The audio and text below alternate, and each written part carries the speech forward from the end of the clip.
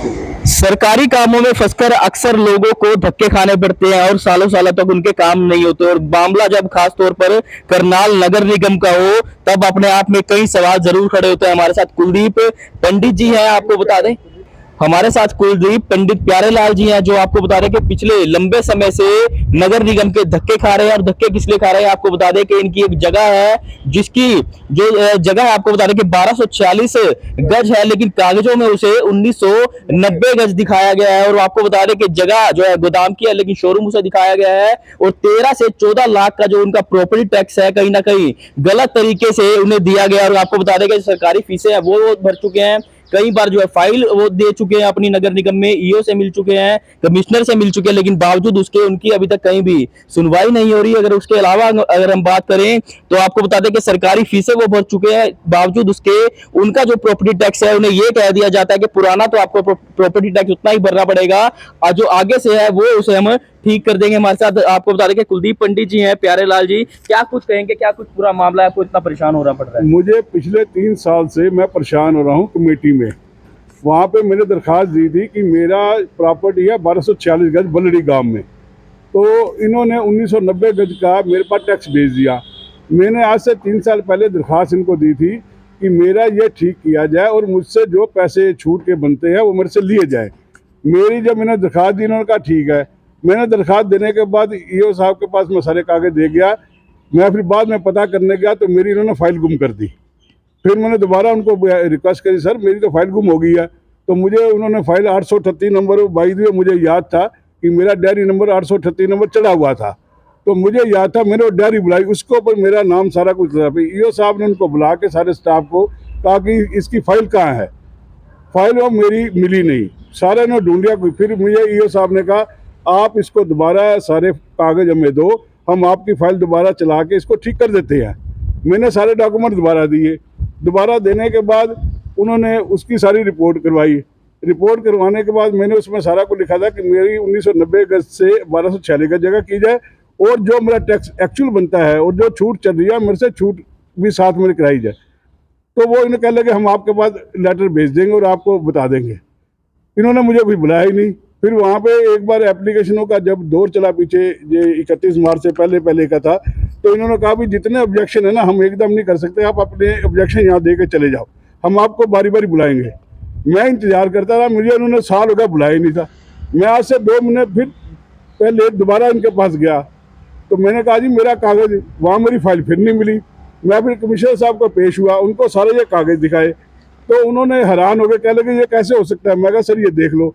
उन्होंने फिर दोबारा नीचे जाके अफसरों को, जेटीओ, मैं समझ नहीं पा रहा कि जेटीओ एक सेक्रेटरी है, उसको समझ होनी चाहिए कि मैं काम क्या कर रहा हूँ। वो ऐसी गंदी हरकतें करता है, ऐसा मजाक लोगों का उठाता है, हमारे बुजुर्गों का। मैं वहाँ परेशान हो गया हूँ 2 महीने से। तो वहाँ पर एक सुप्रीडेंट है सरदार जी, वो भी मुझे समझ नहीं आया। मैं रिक्वेस्ट कर करके उनको थक गया। आफ्टर ऑल फिर मैं दोबारा कमिश्नर साहब के पास पेश हुआ। मैं कह दिया मेरा काम नहीं, दोबारा की दरख्वास्त मेरी इन्होंने ले ली कि हम थोड़ा सारा ठीक कर देंगे। उसके बाद मुझे इन्होंने कहा भी अपनी जगह की फ़ोटो दो। मैंने अपनी जगह की फ़ोटो सारी दे दी। वो एक्चुअल में था ही गोदाम, इन्होंने उसमें लगा रखा है शोरूम का, तो मैंने इतराज भी डाल दिया था। तो वो मुझे एडिशनल कमिश्नर ने कहा भी कोई नहीं, आप ना हमारे 2 स्टाफ को लेके जाके फ़ोटो खिंचाओ। मैं उनको भी लेके कह लगे नहीं नहीं ये तो होगी, आप हमारा स्टाफ अकेला जाएगा, वो इसको सारे को ठीक करेगा। उसकी भी फ़ोटो आ गई। अब मुझे कल पता लगा, मैं हैरान हो गया कि मुझे ये कहा गया कि आपको पिछला तो सारा ही देना पड़ेगा, हम आगे से आपका ठीक कर देते हैं। Very bad. अब 13 लाख रुपए, 14 लाख रुपए मैं कैसे भरूंगा? 14 लाख रुपए, अब मेरा 14 लाख से ऊपर होगा टैक्स। बनता है 6167 रुपये जो उन्होंने बनाया है। 1 साल का 6167 रुपये बनता है। और उससे भी हैरानगी की बात देखो, मेरे पड़ोस में मेरी 1246 गज जगह है, उसकी 1233 गज जगह है। उसका इन्होंने 10 साल का 11 साल का लिया 67,000 का। सिर्फ ये देखो, उसका इन्होंने 11 साल का, उसका इन्होंने चुकता करा ये 67,000 रुपये केवल। और मुझसे कह रहे कि तू 14 लाख रुपए जमा करा। मैं हैरान हूँ, एक ही जगह पे 2 हिसाब, इतना न्याय में ना तो ये कमिश्नर सुनता। एक जेटीओ बैठा है, वो मेरा मजाक उड़ाता है। वहां मैं जाता हूँ, मेरे से वो हंसी करता है बार बार, बैठ के। 2 महीने से मैं लगातार जा रहा हूँ। ऐसा स्टाफ इन्होंने बिठाया हुआ, मैं समझ नहीं पा रहा भी इनको बुजुर्गों की इज्जत नहीं पता क्या करनी है क्या नहीं। अब इसके ऊपर मैं क्या करूं? मैं कोर्ट में जाऊं, मैं क्या करूं? मैं कमिश्नर हो जाता हूं, हद मान गया मैं तो इस बात को। ऐसी सरकार है। हम तो अब मिलूंगा, मैं सीएम साहब से भी इसकी रिक्वेस्ट करूंगा, उनसे मिलूंगा भी, ये देखो क्या हो रहा है। मैं तो इतना इनको देख देखो बात नहीं सुनते। 3 बार मैं फिर मिलने के लिए कोशिश करी, मुझे मिलने नहीं दिया। फिर अब मैं सोच रहा हूँ दोबारा 5-10 आदमियों को लेके जाकर रिक्वेस्ट करूंगा कि ये मेरे साथ क्या गलती कर दी अब। और मुझे खुद इन्होंने बुला के सुब्रमण्यन को आज से 28 तारीख को बुलाया, सुब्रमण्यन से बात हुई, उसने कहा जी इनका क्या फर्क पड़ता है, क्या लगे 7-8 लाख रुपए का इनका फर्क पड़ेगा मेरे सामने। उन्होंने फिर उसको ये कहा सुब्रमण्यन को, क्या लगा इनका ठीक करो। उन्होंने कहा भी गुड़गांव में हमारे साथ ऐसे काम हुए थे, वहां पे हमने ठीक करे हैं, मैंने एडिशनल कमिश्नर को बोल दिया आपका केस कर देंगे। ये भी बात हुई है मेरी कमिश्नर साहब के साथ। अब बताओ किसको कहूं मैं? कल मुझे ये जवाब दे दिया इन्होंने।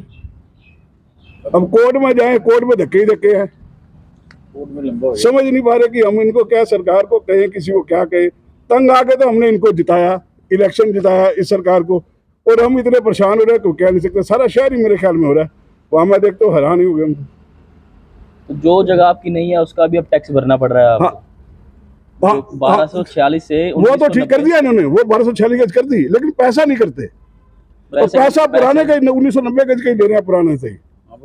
जगह तो ठीक कर दी 1246 गज, लेकिन जो टैक्स है वो करे तुम्हें ये भरना ही पड़ेगा। 1990 गज का है जितना, उसको 1246 कर दिया, पैसा एक नहीं कम करा।